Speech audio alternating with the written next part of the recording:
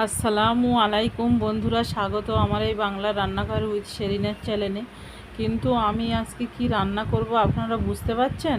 আজকে আমি গরুর মাংস রান্না করব। তো কীভাবে রান্না করি আপনারা দেখতে থাকুন। প্লিজ প্লিজ প্লিজ আমার রান্নাটা ভালো লেগে থাকলে চ্যানেলটাকে সাবস্ক্রাইব করবেন প্লিজ বন্ধুরা। আপনারা যদি আমার পাশে থাকেন বা সঙ্গে থাকেন বা কমেন্ট করেন বা সাবস্ক্রাইব করেন, আমার খুব ভালো লাগে, আনন্দ হয়। তো একটু প্লিজ করবেন। আর দেখেন, আমি আজকে তেলটা খুব পরিমাণ কম নিয়েছি, যেহেতু 2 কেজি গরুর মাংসই আমি 50 গ্রাম তেল দিয়েছি। আপনারা হয়তো ভাবছেন যে এই অল্প তেলে কি রান্না করলে ভালো লাগে? অবশ্যই ভালো লাগে। আপনারা যদি এইভাবে অল্প তেলে কষা কষা করে মাংস রান্না করেন, আর গরুর মাংসতে এমনি অনেকটাই তেল থাকে, ওই তেলটার সঙ্গে মিশে একাকার হয়ে দেখবেন মাংসটা এত ভালো লাগবে, এত ভালো লাগবে, কিন্তু শরীরের অত ক্ষতি হবে না। দেখবেন আমি পেঁয়াজটা সবার প্রথমে লাল লাল করে ভেজে নেব, নেবার পরে আমি মাংসটা ধুয়ে নিয়ে ধুয়ে আমার খুব তাড়াতাড়ি ছিল, ওই জন্য আমি মাংসটা ধুয়ে রাখতে পারলাম না। তা পেঁয়াজটা ভাজার সঙ্গে সঙ্গে আমি তেজপাতা দিয়েছি, আর আমি মাংসটা এখন আমি ধুয়ে নিচ্ছি। দেখেছেন 2 কেজি মাংস কতগুলো হয়েছে, হাড় কম ছিল। তো আমি পেঁয়াজটা লাল লাল করে ভেজে নিয়ে এই পেঁয়াজের ভিতরে পেঁয়াজটা পুড়ে যাচ্ছিলো, ওই জন্য তাড়াতাড়ি করে মাংসটা দিয়ে দিয়েছি। আর আমি যেহেতু আদা রসুনটা প্রথম ব্যবহার করব না তেলে, ওই জন্য ব্রেস্টটা লাল হয়ে গেলেই, পেঁয়াজ লাল হয়ে গেলেই সঙ্গে সঙ্গে আমি মাংসটা দিয়ে দিলাম।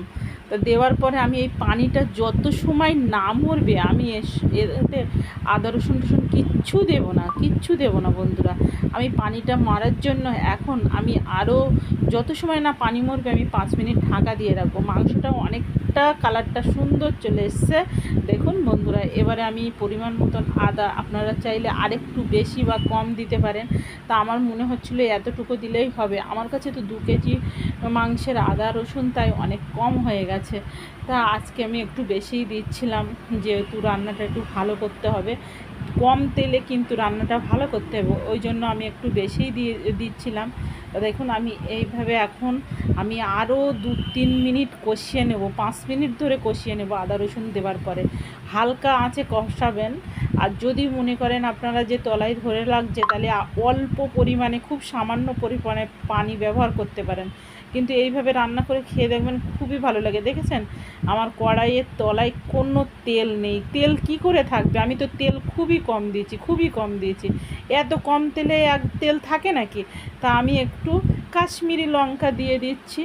লঙ্কাটা দেওয়ার পরে দেখবেন এত সুন্দর কালার চলে আসবে, কি বলবো বন্ধুরা। আর যদি আপনারা মনে করেন এই মাংসটা কুকারে দেব, একটা সিটি মারলেই আমি গ্যারান্টি দিয়ে বলতে পারি আপনার 1 আঙুল ডুবে যাবে, তেল উঠে যাবে। মাংসের ভিতরে যে তেলগুলো থাকে, সমস্ত তেলটা কুকারে দিলে চুইয়ে বেরিয়ে আসে। তাই দেখুন আমার রান্নাটা অনেকটাই কষানো হয়ে গেছে, আদা রসুনটা বেশ সুন্দর একটা গন্ধ চলে এসছে। ওই জন্য আমি এবারে পরিমাণ মতন লবণ দিয়ে দিলাম। দেওয়ার পরে দেখুন বন্ধুরা কিভাবে আমি রান্না করছি। এই এই মশলাটা কি জানেন তো? আমার সিক্রেট, বাড়ি পেশাই করা মশলা, একদম নিজে হাতে তৈরি করা এই মশলাটা। হ্যাঁ দেখেছেন বন্ধুরা, একদম তেল নেই, কিন্তু আমার মাংসটায় তেল ছাড়া রান্নার মতন রান্না করছি আমি। তা আমি ওই মশলাটা হচ্ছে আমার এলাচ, দারচিনি, লবঙ্গ আমি হালকা করে গরম করে বেটে নিয়েছিলাম, আর একটু গোলমরিচ যে গরুর মাংস গোটা দিয়ে দিলে এত সুন্দর স্বাদ আনে, আর খুব ভালো, হেলথের দিক থেকেও ভালো। ওই মরিচটা গালে যদি পড়ে বা ওই মাংসের যে ক্যালোরিটা ওটা নষ্ট করে দেয়। আর পরিমাণ মতন হলুদ, তো এটা তো সবাই জানেন। দিয়ে আমি এখন নাড়াচাড়া করতেই থাকছি। রান্নাটা কিন্তু বিশাল একটা ধৈর্যের ব্যাপার, আর মন প্রাণ রান্নায় যদি না থাকে, সে রান্নাটা একদমই ভালো হয় না। তা দেখেন আমি ফোন ধরবো না, রান্না করব না, নাড়াচাড়া করব না, কড়াটা তো ইন্ডাকশানে নড়েই যাচ্ছে। কি করব বন্ধুরা? আপনাদের সহযোগিতাটা অন্তত করেন, একটা করে অন্তত সাবস্ক্রাইব করেন বন্ধুরা। প্লিজ প্লিজ প্লিজ আমার চ্যানেলটাকে সাবস্ক্রাইব করেন। আর দেখুন বন্ধুরা, আমি মানে খুব অল্প পরিমাণে একটু পানি দিয়ে দিয়েছিলাম, যেহেতু নিচে আমার দেখছি যে ধরে যাচ্ছে, মানে পুড়ে পুড়ে মতন যাচ্ছে, ওই জন্য আমি খুব অল্প পানি দিয়ে আবার একটু কষিয়ে নেব। যেহেতু আদা রসুনটা পরে দিয়েছি, আদা রসুনের গন্ধটা যেন কোনোভাবেই না থাকে। আর আদা রসুনটা কিন্তু একটু পরে দিলে কিন্তু মাংসের সেন্টটা আলাদা সুন্দর আসে। আমি কিন্তু হলুদ আর কাশ্মীরি লঙ্কাটা পরিমাণ মতন দিয়েছি, ওই জন্য না খুব কালার যেন মনে হচ্ছে একদম হাইট কালার, যেটা অত কালার আমার ভালো লাগে না। একেবারে হোটেলের মতন লাল টকটকে কালার, আমার অত কালার ভালো লাগে না। এমনি হেলথের দিক থেকেও খারাপ। আমি সব সময় একটু সাদামাটা রান্না পছন্দ করি, বা রান্না খেতেও ভালোবাসি, রান্না করতেও ভালোবাসি। দেখেছেন তেল তাই উঠে গেছে। আর এমনি যদি আরেকটু এইভাবে কষিয়ে নিয়ে কুকারে দেওয়া যায় আরও তেল উঠে যাবে, কিন্তু আমি হালকা আঁচে রোমে রোমে রান্নাটা করব।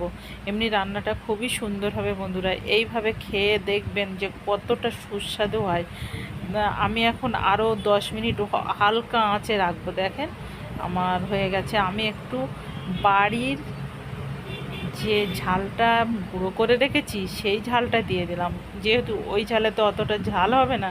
কিন্তু আমার ছেলে বাড়ি আছে, ও তো একদম ঝাল পছন্দই করে না, কিন্তু তা হলেও আমার একটু ঝাল না হলে ভালো লাগে না। হালকা করে ঝাল দিচ্ছিলাম, ও বলে আম্মাজি তুমি যেন একদম তরকারিতে ঝাল দেবে না, আমি যে কদিন বাড়ি থাকবো। ও মিশনে গিয়ে একদম ঝাল খেতে পারে না, আগে প্রচুর ঝাল খেত, ওর জন্য কাঁচা ঝাল খেতে হবে, আমার কিছু করার নেই। আমি একটু ঝাল পছন্দ করি, তাই বলে খুব বেশি নয়। তো দেখেন কত সুন্দর কালার চলে এসছে, খুব সুন্দর কালার চলে এসছে। একদম কষা কষা মাংস আর গরম গরম ভাত যদি হয়, আর কিছুই তো বন্ধুরা লাগবে না। কিন্তু আমার শুধু মাংস দিয়ে আমার ভাত খেতে ভালো লাগে না, আমার একটু মাছের ঝোল বা শাকটা আমি খুবই পছন্দ করি। আমার বাড়িতে প্রায় দিন শাক হয় বন্ধুরা। আল্লাহ হাফেজ।